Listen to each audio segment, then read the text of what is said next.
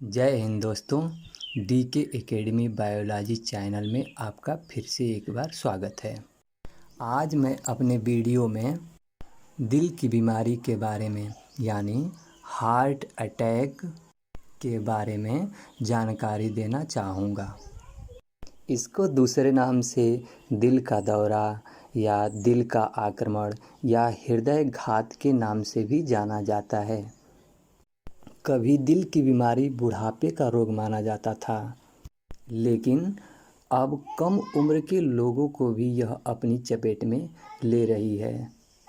ऐसे में अपने दिल की सेहत का ख्याल रखना बहुत ज़रूरी है, क्योंकि सही जानकारी काफ़ी हद तक इससे बचा सकती है। दरअसल दिल का दर्द दो तरह का होता है। एक वह दर्द जिसे साइलेंट हार्ट अटैक या एंजाइना कहते हैं। साइलेंट हार्ट अटैक में सीने में निचोड़ने जैसा एहसास, दबाव, भारीपन, जकड़न या दर्द महसूस होता है। दूसरा वह है जिसे हार्ट अटैक कहते हैं। इससे शायद सभी लोग परिचित होंगे। इसको दूसरे नाम से मायोकार्डियल इन्फार्क्शन कहते हैं।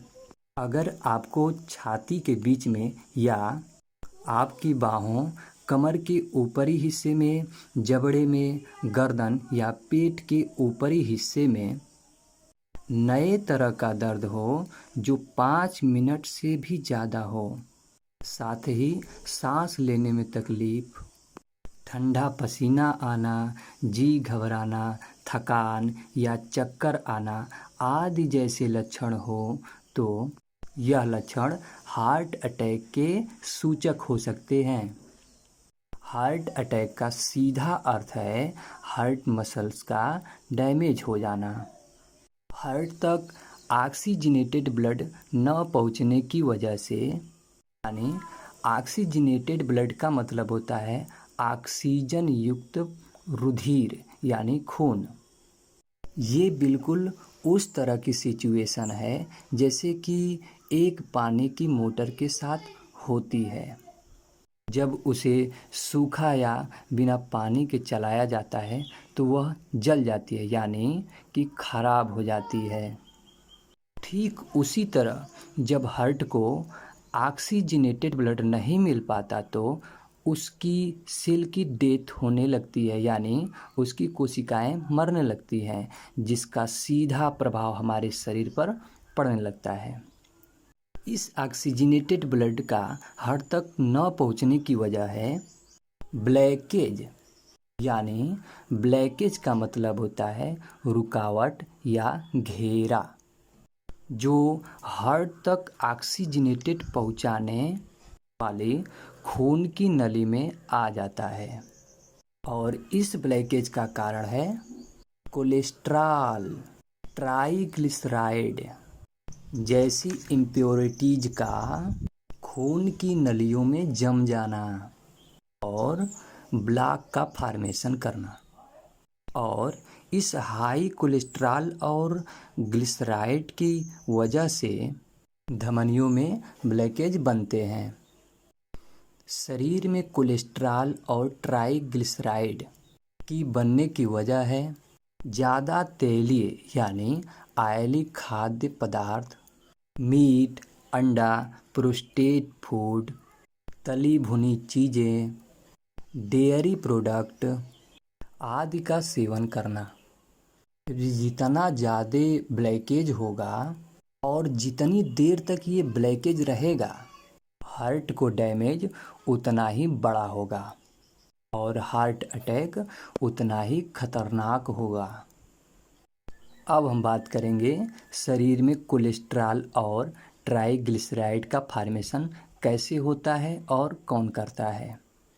शरीर में लीवर द्वारा निर्मित मोम या वसा जैसे पदार्थ को ही कोलेस्ट्रॉल या लिपिड्स कहते हैं।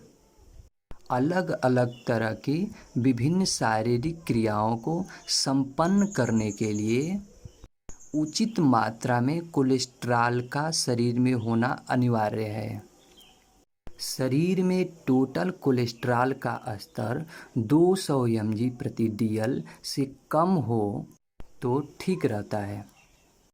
कोलेस्ट्रॉल दो प्रकार के होते हैं। पहला LDL, जिसका पूरा नाम लो डेंसिटी लाइपोप्रोटीन होता है। इस लाइपोप्रोटीन में प्रोटीन तुलना में फैट की मात्रा अधिक होती है और इसीलिए इसे बैड या खराब कोलेस्ट्रॉल के रूप में जाना जाता है। अगर शरीर में LDL कोलेस्ट्रॉल की मात्रा अधिक हो जाए तो हृदय रोग का खतरा बढ़ जाता है। बॉडी में इसका स्तर 100 mg प्रति DL से कम होगा तो ठीक रहता है। अगर जिन व्यक्तियों में इस कोलेस्ट्रॉल की मात्रा अधिक है तो उन व्यक्तियों को फल, हरी सब्जियां, अलसी, ग्रीन टी, धनिया के बीज, आंवला और जो लोग नॉन वेजिटेरियंस हैं उनको हफ्ते में 1 दिन मछली का सेवन जरूर करना चाहिए। ये खराब कोलेस्ट्रॉल को कम करता है। अब हम कोलेस्ट्रॉल के दूसरे प्रकार के बारे में बात करेंगे। दूसरे नंबर पर है HDL, जिसका पूरा नाम हाई डेंसिटी लाइपोप्रोटीन होता है। इस प्रकार के लाइपोप्रोटीन को गुड कोलेस्ट्रॉल यानी अच्छा कोलेस्ट्रॉल भी कहा जाता है। यह कोलेस्ट्रॉल आपके दिल के लिए फायदेमंद हो सकता है। HDL कोलेस्ट्रॉल आपके रक्त से अतिरिक्त वसा को हटाता है और आपकी धमनियों को साफ रखने में मदद करता है। शरीर में इसका लेवल 60 mg प्रति DL से ज़्यादा हो तो ठीक रहता है। अब हम बात करेंगे ट्राइग्लिसराइड के बारे में। शरीर के कैलोरी जलाने से अधिक वसा खाने से ट्राइग्लिसराइड का स्तर उच्च हो सकता है। यदि नियमित रूप से कैलोरी बनाने की अपेक्षा भोजन में कैलोरी की मात्रा अधिक लेते हैं, ऐसे में कार्बोहाइड्रेट और वसा से हाई ट्राइग्लिसराइड की समस्या हो सकती है। शरीर में इसका सामान्य स्तर 150 mg प्रति DL होना चाहिए। अधिक होने पर हृदय रोग की आशंका होती है। अब आप समझ गए होंगे कि शरीर में कोलेस्ट्रॉल और ट्राइग्लिसराइड का निर्माण कैसे होता है। अब हम बात करेंगे हार्ट अटैक से कैसे बचा जा सकता है। हार्ट अटैक से बचने का सबसे अच्छा तरीका है कि आप तनाव रहित रहें। इसके अलावा हार्ट अटैक से बचने के कुछ और तरीके भी हैं, जैसे ज़्यादा कैलोरी वाले खाने से बचना और नियमित व्यायाम करना। और एक बार फिर कहना चाहेंगे कि फल और सब्जियां दिल को दुरुस्त रखने में काफ़ी मदद करते हैं। नॉन वेजिटेरियंस हैं तो हफ्ते में 1 दिन मछली ज़रूर खाएं। इसमें मौजूद ओमेगा 3 फैटी एसिड होता है जो हार्ट अटैक के खतरे को 52% तक कम करता है। और खाने में लहसुन का प्रयोग ज़रूर करें।